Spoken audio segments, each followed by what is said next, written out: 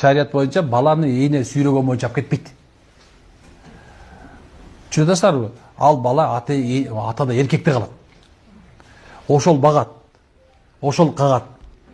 Эми эгер алып кетип калыпсыз, жардам бербейт а, мыйзам түрүндө алиментке бериңиз. Азганча эң азында Бишкекте бир 8.000 сом экен бир балага.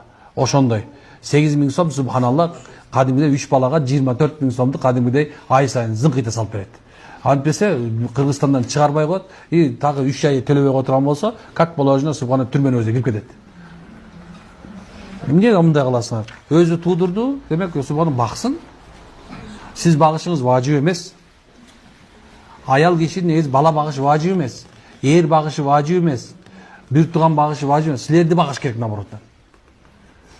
Аял кишини эркектер багат, бул отурганда уктарбы? Аял кишини иштеши да важип эмес. Мындай бир кичинекей ачып берип коюп, анан кийин ошол үйүндө тигип иштесе можно.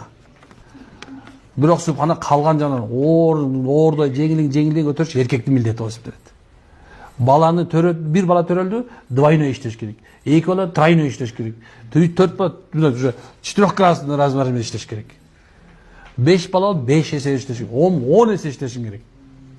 Кийими карыз болбош керек. Ал багылыш керек кадимгидей.